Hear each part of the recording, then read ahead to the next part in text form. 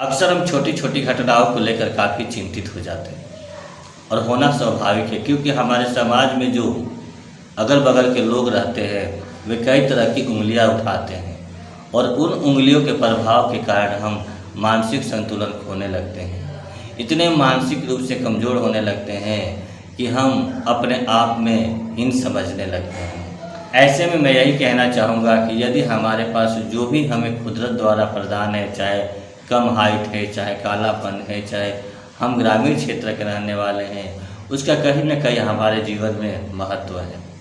यदि हम अन्य लोगों की बातें न सुनकर उसमें ही अपने आप को सक्षम बनाने का प्रयास करें, हम मेहनत करें, तो निश्चित तौर पे हम अपने आप को एक अच्छा मुकाम हासिल करते हुए एक अच्छा व्यक्ति समाज में प्रदर्शित कर सकते हैं।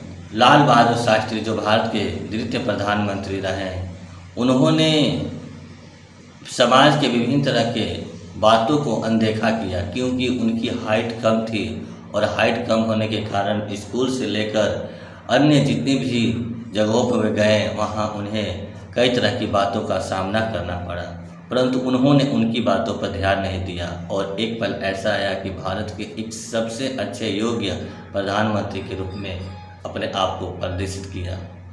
तो निश्चित तौर पे यह समझने वाली बात है कि यदि हम अपने आप को अन्य लोगों की तुलना न करते हुए या फिर कोई व्यक्ति हमें इस प्रकार का मानसिक कमज़ोर बनाने के लिए बातें कहता है, तो यदि उस पर केयर ना करें, ध्यान ना दें, तो यह हमारे लिए काफ़ी अच्छा होगा।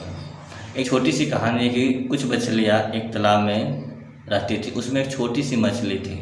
अन्य बड़ी मछलियाँ छोटी मछलियाँ को बार बार परेशान करती थी, उस पर व्यंग करती थी। छोटी मछलियाँ यह सुनकर काफ़ी कमज़ोर होने लगी, असहज महसूस करने लगी, वह अपने आप को हीन समझने लगी। एक बार एक मछुआरा उस नदी में जाल मछली पकड़ने के लिए फेंका। सभी मछलियाँ लगभग उसमें पकड़ी गई, बड़ी मछलियाँ तो विशेषकर, पर यह छोटी होने के कारण बच गई।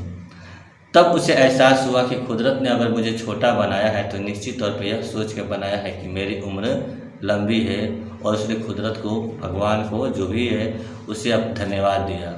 तो इस कहानी से भी हमें यह सीख मिलती है कि हम जैसा भी हैं अपने आप को सही, योग्य और एक अच्छा व्यक्ति, अच्छा प्राणी समझते हुए गर्व करें और अपने आप को समाज में इस प्रकार से प्रदर्शित करें कि लोग हमें कहें कि वास्तव में यह योग्य है और आदर्श है।